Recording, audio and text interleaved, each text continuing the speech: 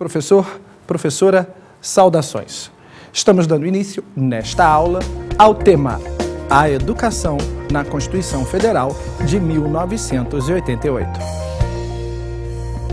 Começamos com as finalidades da educação, as finalidades do processo educacional, com a leitura do artigo 205 da Constituição Federal, mais especificamente o capítulo 3º, que fala da educação, da cultura e do desporto. Constituição Federal, artigo 205.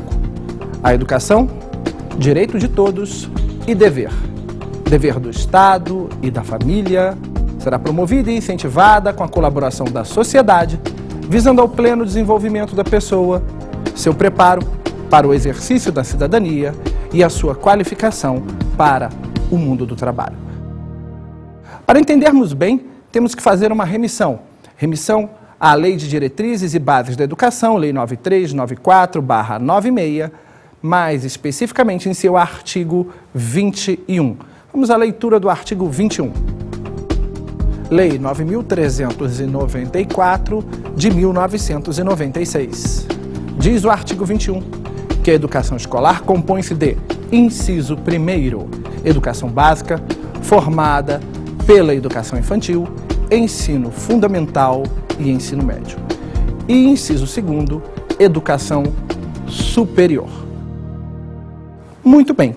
Você acabou de observar comigo, na leitura do artigo 205 da Constituição da República Federativa do Brasil, que a educação tem 3 finalidades, 3 objetivos. O primeiro deles, o pleno desenvolvimento do educando.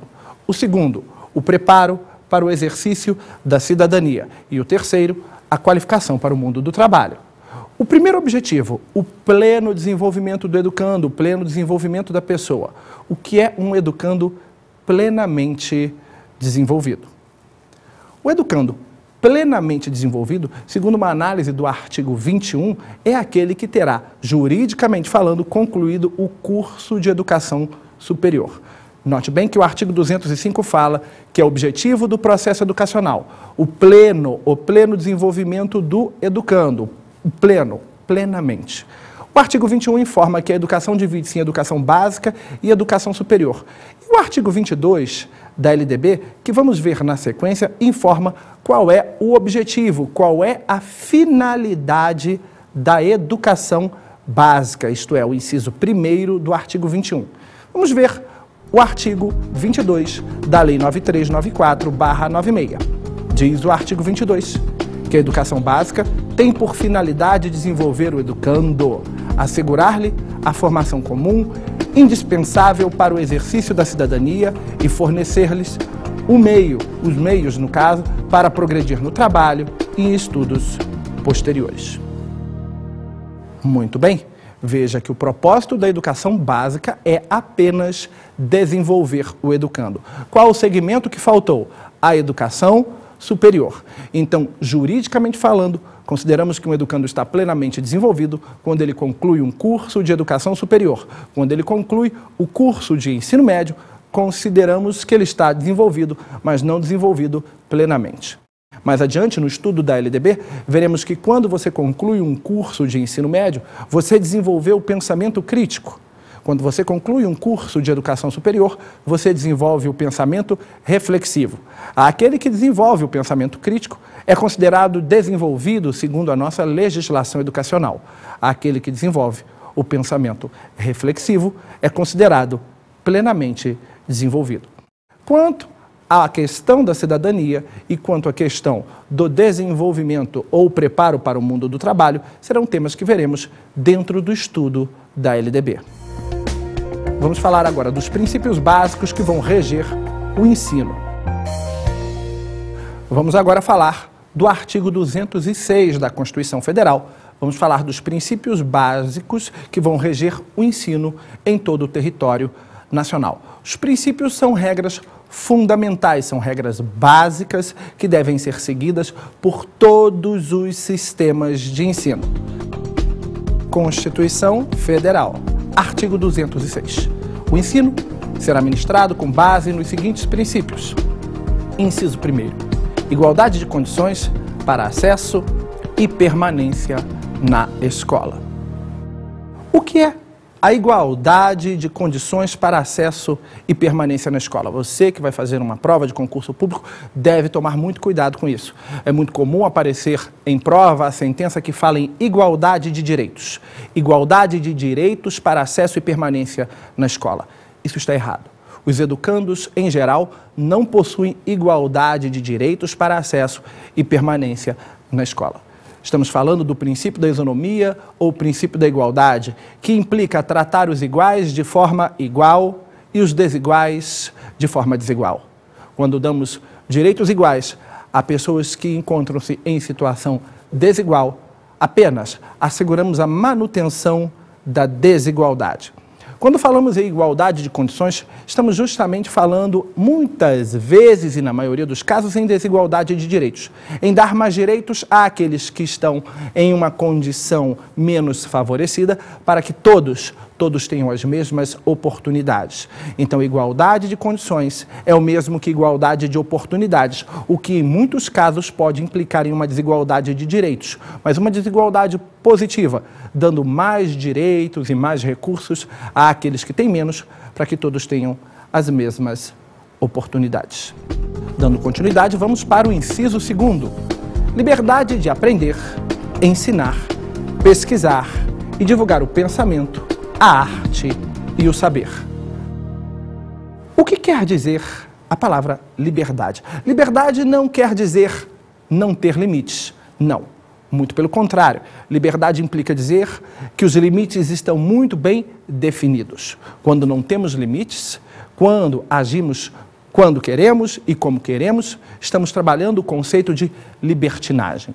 A libertinagem não é uma prerrogativa assegurada pelo ordenamento jurídico a nenhum segmento. Os professores têm liberdade, isso é, eles atuam dentro de certos limites, na hora de ensinar, na hora de pesquisar e na hora de divulgar o pensamento, a arte e o saber. Os limites são definidos pelas diretrizes curriculares nacionais, pelos parâmetros curriculares nacionais, pela própria Lei 9394/96, a Lei de Diretrizes e Bases da Educação. Então, lembre-se que a liberdade de aprender, ensinar e pesquisar é uma liberdade restrita, porque toda liberdade é restrita. Não estamos falando aqui de libertinagem. Vamos agora para o inciso 3º. Pluralismo de ideias e de concepções pedagógicas e a coexistência de instituições públicas e privadas de ensino. Pluralismo quer dizer diversidade. Diversidades de ideias e de concepções pedagógicas que devem ser asseguradas às instituições de ensino, sejam elas públicas ou privadas, justamente para garantirmos o princípio da gestão democrática de ensino.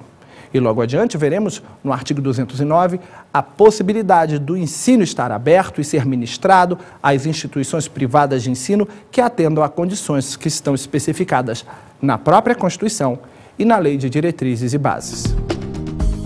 O inciso 4º fala da gratuidade. Gratuidade do ensino público em estabelecimentos oficiais. Caro amigo professor, cara amiga professora, você já parou para pensar sobre o conceito de público? O que é uma coisa pública? A resposta é óbvia. Uma coisa pública é uma coisa que é acessível a todos.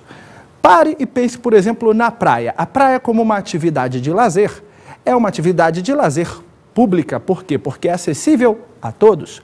Pare e pense nos cinemas e nos teatros em geral. Via de regra, o ingresso em uma sala de cinema ou em uma sala de teatro, ele é remunerado, ele é oneroso. Ainda assim, são atividades de lazer públicas, o cinema e o teatro. Por quê? Porque são acessíveis a todos. O público não está associado ao gratuito, não. O público está associado ao acessível a todos. Uma coisa é pública quando é acessível a todos, mas será acessível a todos de forma gratuita, como a praia, ou de forma remunerada, como o cinema ou o teatro. Então, cuidado com o inciso 4º. Não é princípio que rege o ensino a gratuidade do ensino por si só, mas sim a gratuidade do ensino em estabelecimentos oficiais, em escolas públicas. Ensino público é aquele ensino que é acessível a todos. Repetindo, o ensino que é acessível a todos é o ensino público. Ele será gratuito nos estabelecimentos oficiais, nas escolas públicas. E ele será oneroso, ele será remunerado nas instituições privadas de ensino. Muito cuidado com o inciso 4º. Vamos agora para a leitura do inciso 5º. Valorização dos profissionais da educação escolar garantidos na forma da lei, planos de carreira com ingresso exclusivamente por concurso público de provas e títulos aos das redes públicas. Sim, aos das redes públicas, porque temos a rede pública federal, a rede pública estadual e a rede pública municipal. E aos professores que hão de ser da rede pública, estes hão de ingressar através de um concurso público de provas e títulos. Não apenas provas, não apenas títulos, mas provas e títulos. A titulação acadêmica mínima exigida para um docente da rede pública é o ensino médio na modalidade normal. Lembre-se, a titulação acadêmica mínima. Vamos agora para a leitura do inciso 6º. Inciso 6º. Gestão democrática do ensino público na forma da lei. Só lembrando, ensino público é aquele que é ministrado nas instituições públicas e nas instituições privadas de ensino. Então, as instituições privadas de ensino também estão obrigadas a produzir uma gestão democrática, isto é, onde todos os segmentos da instituição de ensino hão de participar do processo pedagógico. Vamos agora para o inciso 7º. O inciso 7º informa garantia de padrão de qualidade. Não basta que as instituições de ensino promovam a educação, promovam o ensino, promovam a aprendizagem. Deverão fazê-lo de forma qualitativa. Vamos ao inciso 8º, o piso salarial profissional nacional para os profissionais da educação escolar pública nos termos de lei federal. Nos termos de lei federal, isto é uma lei federal, uma lei do governo federal que vai determinar o valor mínimo de remuneração a ser pago aos professores da rede pública em geral, e não leis estaduais ou leis municipais necessariamente. Vamos agora para o parágrafo único, o último trecho do artigo 206, que fala dos princípios que regem o sistema educacional. Parágrafo único. A lei disporá sobre as categorias de trabalhadores considerados profissionais da educação básica e sobre a fixação de prazo para a elaboração ou adequação de seus planos de carreira no âmbito da União, dos estados, do Distrito Federal e dos municípios. É importante que o amigo professor e a amiga professora percebam que toda vez que o texto constitucional informar em lei, apenas lei, estamos nos referindo à modalidade de lei ordinária. Não estamos falando de matéria reservada à lei complementar ou à lei específica. O tema do parágrafo único do artigo 206 remete você à noção de lei ordinária. Vamos falar agora da autonomia das universidades. Estamos entrando no artigo 207 da Constituição. Constituição Federal, artigo 207. As universidades gozam de autonomia. Autonomia didático-científica, administrativa e de gestão financeira e patrimonial. E obedecerão ao princípio de indissociabilidade entre ensino, pesquisa e extensão. O artigo 207 é clichê em provas de concurso público. Temos de forma indissociável o ensino, a pesquisa e a extensão nas instituições de educação superior, nas universidades. É comum encontrarmos em prova a sentença de concurso público que simplesmente faz a supressão do prefixo in, falando que os princípios que acabamos de ver agora, que na verdade as vertentes, são dissociáveis e não indissociáveis. Vamos agora para a leitura do parágrafo 1º do artigo 207. É facultado às universidades admitir professores, técnicos e cientistas estrangeiros na forma da lei. O que isso quer dizer? Que as universidades têm a prerrogativa, a elas é facultado, de admitir, sim, professores de parte do seu corpo docente, de técnicos ou cientistas para as suas áreas de pesquisa, através de contratos temporários de trabalho. Quando falamos aqui na forma da lei, estamos falando na forma de contratação temporária, na maioria dos casos, ou mesmo mediante concurso público sim, que tenha vagas abertas a estrangeiros, segundo uma permissão da própria Constituição. Vamos agora para a leitura do parágrafo 2º do artigo 207. Informa o parágrafo 2º que o disposto neste artigo aplica-se às instituições de pesquisa científica e tecnológica. Instituições como, por exemplo, a Fundação Oswaldo Cruz, a Fiocruz, podem admitir também cientistas, técnicos e pesquisadores estrangeiros na forma da lei. Os deveres do Estado em relação à educação. Vamos à leitura do artigo 208. Constituição Federal, artigo 208. O dever do Estado com a educação será efetivado mediante a garantia de... Antes de entrarmos nos incisos, vale a pena você destacar a palavra Estado. Perceba que Estado está com E maiúsculo e no singular. Estamos falando da República Federativa do Brasil, que é composta pela União, pelos Estados membros da Federação, pelo Distrito Federal e pelos municípios. As atribuições que veremos agora, nos incisos a seguir, são de toda a República Federativa do Brasil e não apenas dos Estados membros da Federação, isto é, hão de ser exercidas pela União, pelos Estados membros, pelo Distrito Federal e pelos municípios. Então podemos agora ir para a leitura do artigo 208, inciso 1º.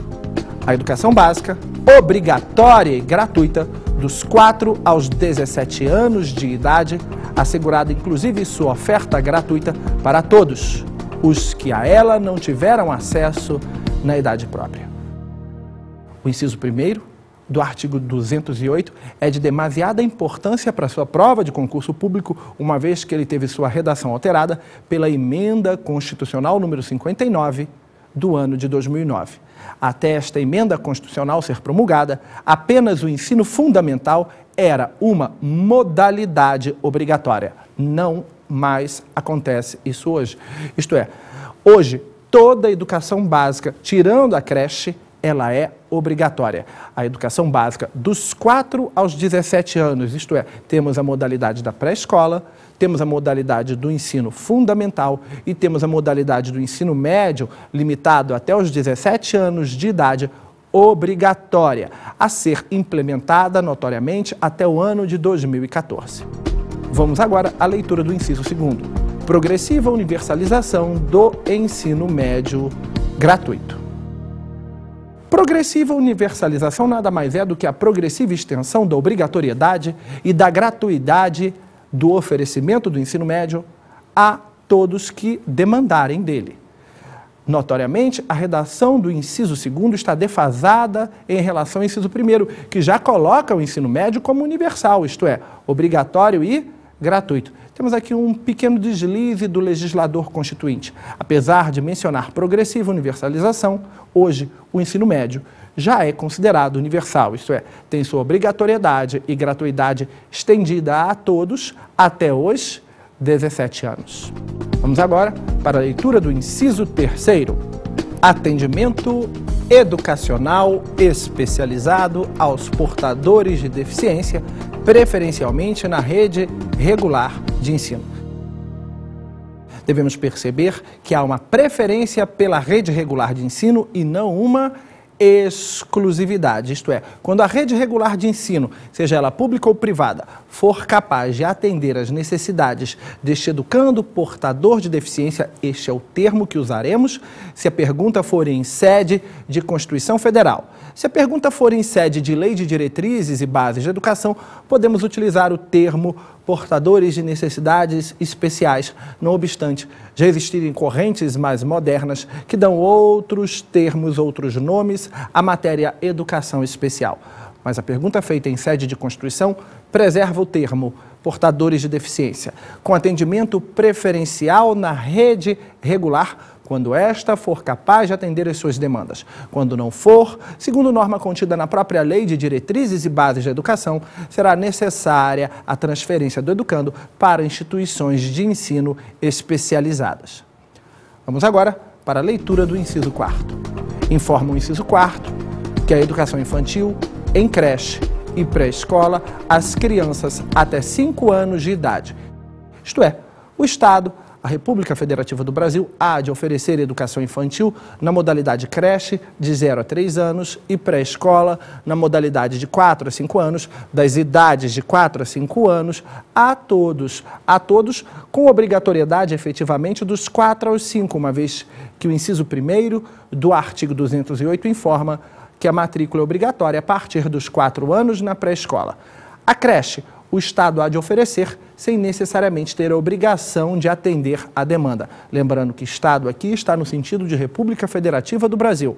Mais especificamente, quem atua junto à comunidade oferecendo os serviços de creche é a figura do município.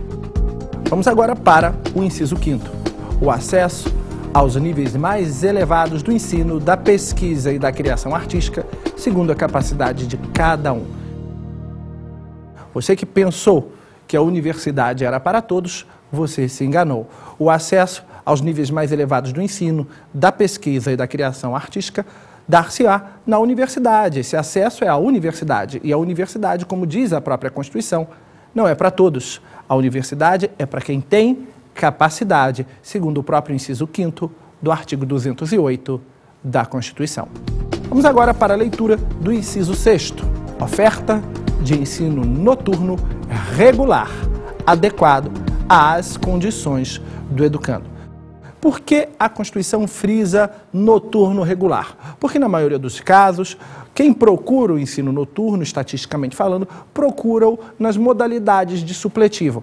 Mas há o público que há de procurá-lo também na modalidade regular e há de cursar os anos do ensino fundamental e médio regularmente no horário noturno, e o Estado tem que assegurar esta prestação de serviço. Vamos ao inciso 7º. Atendimento ao educando em todas as etapas da educação básica, por meio de programas suplementares. Programas suplementares de material didático escolar, transporte, alimentação e assistência à saúde. O que isto quer dizer? Que o poder público deve dispor de recursos para a merenda escolar, para o transporte, para uniforme, para deslocamento em geral, para outras finalidades educativas, material didático e outros. Deve dispor de recursos para os alunos das redes públicas em toda a educação básica, desde a creche até todo o ensino médio. Não obstante a creche não ser uma modalidade obrigatória, aqueles do povo que tiverem acesso às creches da rede pública terão assegurados material didático escolar, alimentação e programas de assistência à saúde. Vamos agora falar dos parágrafos, os parágrafos do artigo 208. O parágrafo 1º informa: o acesso ao ensino obrigatório e gratuito é direito público subjetivo. Isto é um direito que você pode exigir o cumprimento. E se não tiver acesso a ele, pode procurar o Conselho Tutelar da sua cidade, o Juizado da Infância e da Juventude ou até mesmo o Ministério Público. Vamos agora para a leitura do parágrafo 2º. O não oferecimento do ensino obrigatório pelo poder público ou a sua oferta irregular importa responsabilidade da autoridade competente. Isso é, o secretário municipal ou o secretário estadual de educação e seus assessores podem inclusive ser destituídos de sua função se fizerem um levantamento estatístico incorreto e não forem capazes de atender à demanda na rede pública para o ano corrente em todo o segmento que é obrigatório, isto é, a educação básica dos 4 aos 17 anos. E no parágrafo 3º, temos que compete ao poder público recensear os educandos no ensino fundamental, fazer-lhes a chamada e zelar junto aos pais ou responsáveis pela frequência à escola. Isto é, Ele vai fazer um recenseamento todo ano para que no ano seguinte ele possa assegurar as vagas àqueles que demandarem conforme a respectiva série. Ele há de fazer a chamada. Essa chamada não é uma chamada de sala de aula, Pedrinho, Maria, Joãozinho, não. É a chamada para aqueles que foram recenseados virem fazer a matrícula através de seus pais ou responsáveis. E ele vai zelar no dia a dia, junto a pais ou eventuais responsáveis legais, pela frequência dos educandos à escola. Muito cuidado com o ou.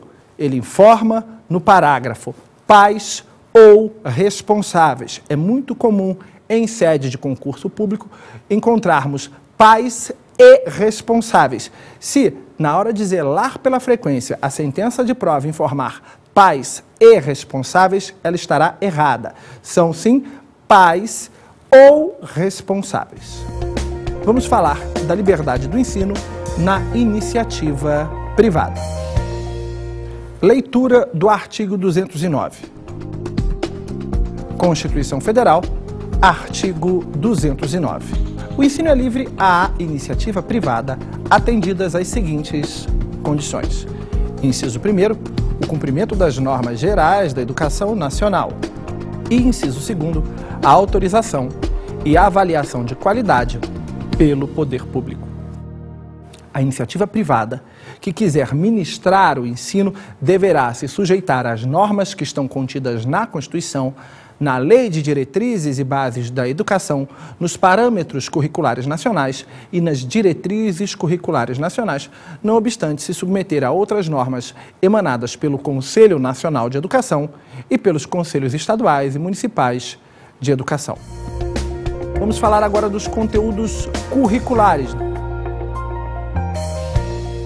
Vamos à leitura do artigo 210. Constituição Federal, artigo 210. Serão fixados conteúdos mínimos para o ensino fundamental, de maneira a assegurar a formação básica comum e o respeito aos valores culturais e artísticos nacionais e regionais. O currículo, estamos falando do currículo, um currículo nacionalmente unificado, com uma base nacional comum e, óbvio, uma parte específica a ser definida em cada sistema de ensino. Mas, independente da parte específica, o currículo deve respeitar os valores culturais e artísticos, sejam eles nacionais ou regionais. Dando continuidade, podemos ir para a Constituição Federal, artigo 208, parágrafo 1º. O ensino religioso, de matrícula facultativa, constituirá disciplina dos horários normais das escolas públicas de ensino fundamental. Perceba que as escolas públicas de ensino fundamental são obrigadas a oferecer o ensino religioso. Já o educando não é obrigado a matricular-se. Devemos ressaltar que o oferecimento deverá ser no horário regular da aula e não em horário à parte. O mesmo já não acontece em uma escola privada na modalidade confessional. Geralmente, o oferecimento e a matrícula nestas instituições é obrigatório. Vamos à leitura do parágrafo 2º. O ensino fundamental regular será ministrado em língua portuguesa, assegurada às comunidades indígenas também a utilização de suas línguas maternas e processos próprios de aprendizagem. O que isso quer dizer? Quer dizer que na comunidade indígena o ensino fundamental também deve ser em língua portuguesa. Na verdade, o idioma que deve ser utilizado para ministrar o ensino fundamental na comunidade indígena é a língua portuguesa. A língua portuguesa em todas as instituições de ensino é a língua base para ministrar o ensino fundamental. Quando a gente diz que é assegurada às comunidades indígenas a utilização de suas línguas maternas, estamos dizendo que, além da língua portuguesa, também é admitido o uso da língua materna. Mas lembre-se, mesmo na instituição de ensino voltada às comunidades indígenas, o ensino fundamental deverá, em primeiro lugar, em caráter obrigatório, ser ministrado em língua portuguesa. Vamos falar da organização dos sistemas educacionais. Estamos entrando no artigo 211 da Constituição. Informa o artigo 211 que a União, os Estados, o Distrito Federal e os municípios organizarão em regime de colaboração seus sistemas de ensino. Parágrafo 1º. A União organizará o Sistema Federal de Ensino e o dos territórios, financiará as instituições de ensino públicas federais e exercerá, em matéria educacional, função redistributiva e supletiva, de forma a garantir equalização de oportunidades educacionais e padrão mínimo de qualidade do ensino mediante assistência técnica e financeira aos estados, ao Distrito Federal e aos municípios. Perceba bem que não ocorre aqui na educação como ocorre na saúde. Na saúde nós temos um sistema único de saúde, isto é, o sistema de saúde federal é integrado ao sistema de saúde dos estados, que são integrados aos sistemas de saúde dos municípios. Não. Em matéria de educação, cada entidade da federação, cada estado, além do governo federal e cada município, terá o seu próprio sistema educacional, mas todos colaboram entre si e a União tem a função de prestar assistência técnica e financeira aos sistemas estaduais e municipais, conforme a demanda de cada um. Dando continuidade, vamos para a leitura do parágrafo 2º do artigo 211. Os municípios atuarão prioritariamente no ensino fundamental e na educação infantil. Tome muito cuidado. As prioridades do município na Constituição Federal são diferentes das prioridades do município na Lei de Diretrizes e Bases da Educação. As prioridades do município na Constituição são o ensino fundamental e a educação infantil. Já a prioridade do município na Lei de Diretrizes e Bases da Educação limitam-se apenas ao atendimento ao ensino fundamental. Artigo 211, parágrafo 3º.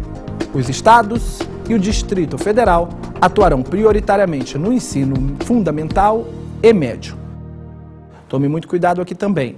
A prioridade da Constituição é em relação aos estados membros da Federação e Distrito Federal, veja que estados está no plural, é o atendimento ao ensino fundamental e médio. Na LDB, a coisa não ocorre mais ou menos assim, não. Na LDB, a prioridade dos estados está voltada apenas ao ensino médio. Então, teríamos aí duas perguntas com respostas diferentes. Se a pergunta for feita segundo a Constituição, o Estado tem prioridade no ensino fundamental e médio. Se a pergunta for feita segundo a Lei de Diretrizes e Bases da Educação, apenas no ensino médio. Referente ao município, se a pergunta for feita segundo a Constituição, o município atua prioritariamente no ensino fundamental e na educação infantil. Se a pergunta for feita segundo a Lei de Diretrizes e Bases da Educação, o município atua com prioridade apenas no ensino fundamental. Vamos agora para a leitura do artigo 211, parágrafo 4º. Na organização de seus sistemas de ensino, a União, os estados, o Distrito Federal e os municípios definirão formas de colaboração de modo a assegurar a universalização do ensino obrigatório. Parágrafo 5º.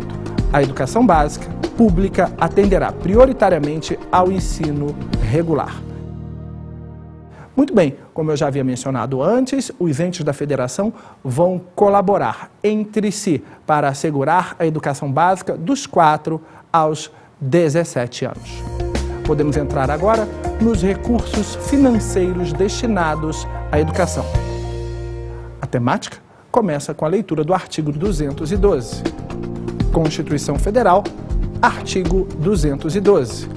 A União aplicará anualmente nunca menos de 18, e os estados, o Distrito Federal e os municípios, 25% no mínimo da receita resultante de impostos, compreendida a proveniente de transferências na manutenção e desenvolvimento do ensino.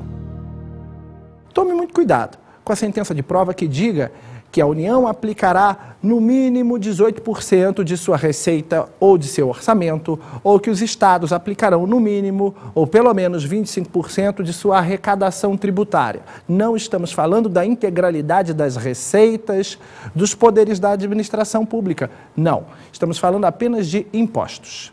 Não temos aqui uma alíquota de 18% incidindo sobre toda a receita do governo federal. Não, apenas sobre a receita dos impostos. Para você ter uma ideia, são fontes de receita no governo federal os tributos, assim como no estadual e no municipal. E os tributos dividem-se em taxas, impostos, contribuições de melhoria, contribuições para fiscais, empréstimos compulsórios. Apenas da parcela dos impostos é feita a reserva e não de toda a receita tributária ou de outras fontes de receita do governo federal, estadual ou municipal. Então, apenas 18% no mínimo dos impostos e 25% no mínimo dos impostos, no caso do governo federal e no caso do governo dos estados, Distrito Federal e município, respectivamente. Vamos agora ao parágrafo 1º do artigo 212. A parcela da arrecadação de impostos transferida pela União aos estados, ao Distrito Federal e aos municípios, ou pelos estados aos respectivos municípios, não é considerada, para efeito de cálculo previsto neste artigo, receita do governo que a transferir. É óbvio que não.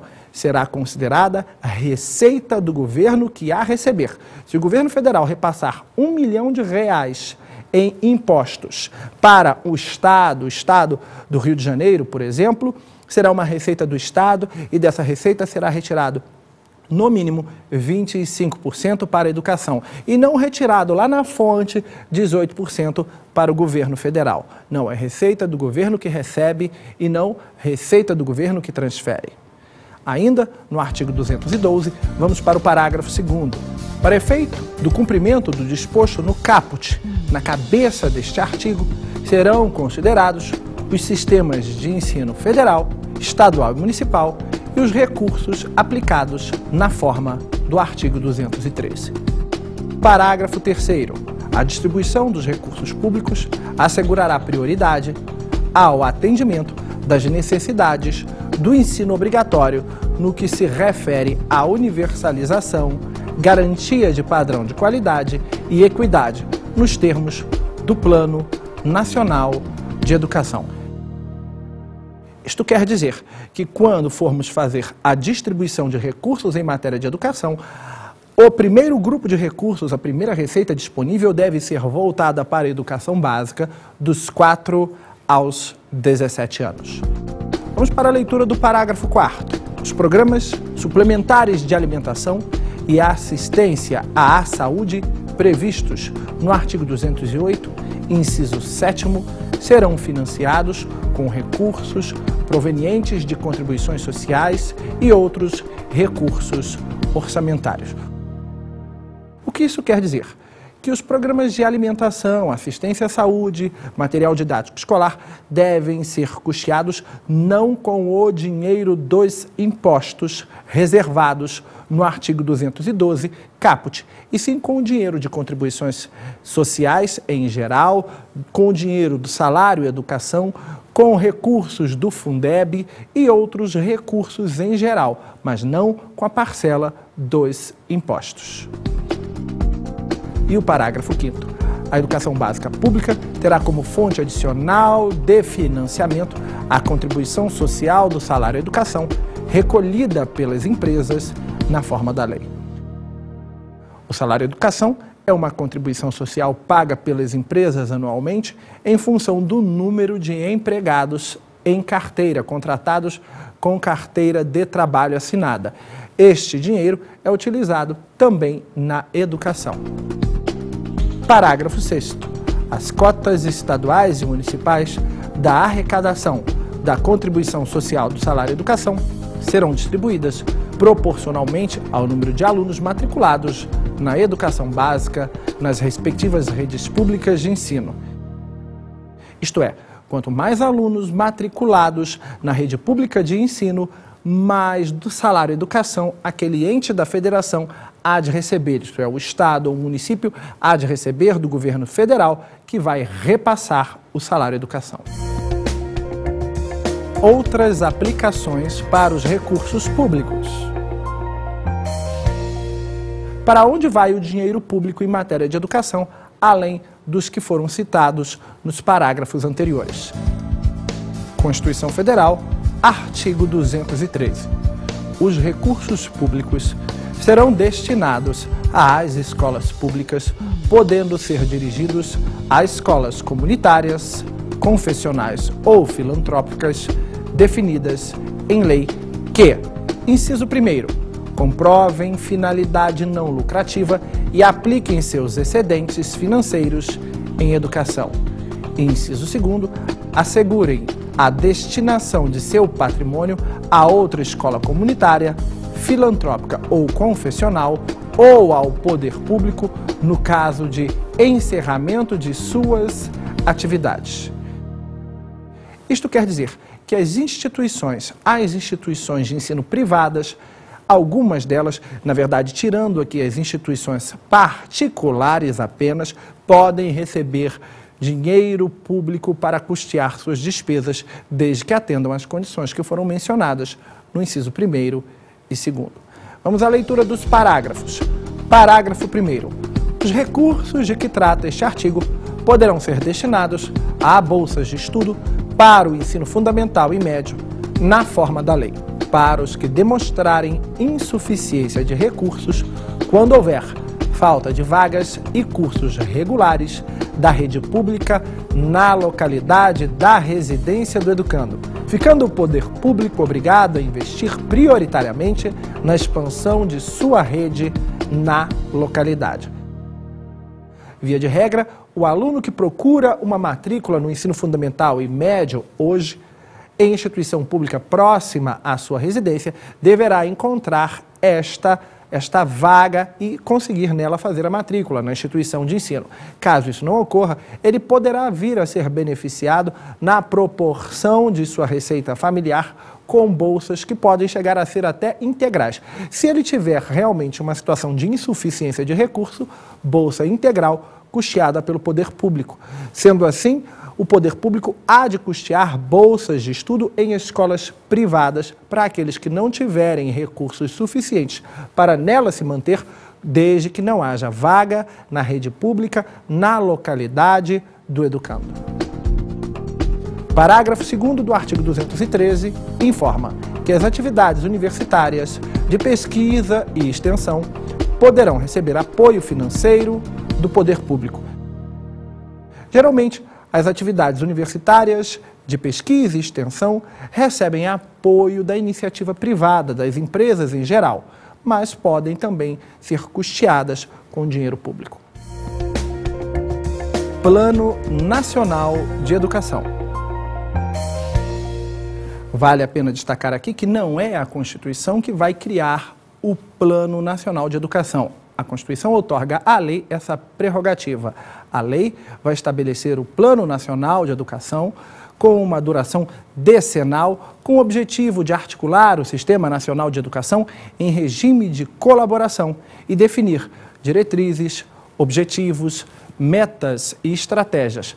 Para quê, Hammurabi? Para a implementação, para implementar, para assegurar e para garantir a manutenção e o desenvolvimento do ensino em seus diversos níveis, no nível federal, no nível estadual, no nível municipal, em suas diversas etapas e modalidades, por meio de ações que hão de ser integradas dos poderes públicos das diferentes esferas da República Federativa do Brasil.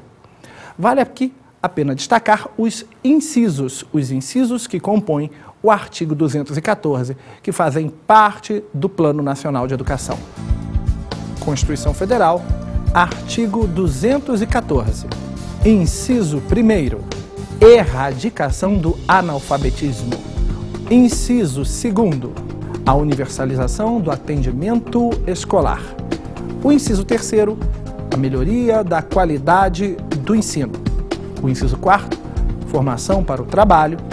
Inciso 5º, promoção humanística, científica e tecnológica do país. E o inciso 6º e último, o estabelecimento de meta de aplicação de recursos públicos em educação como proporção do produto interno bruto. Isto é, quanto maior o PIB da República Federativa do Brasil, maior o investimento em educação.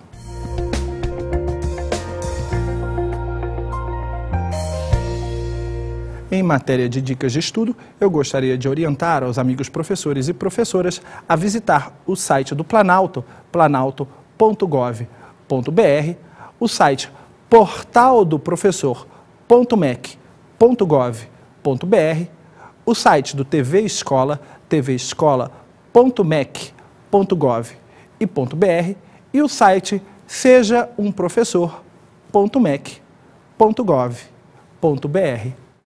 Bons estudos!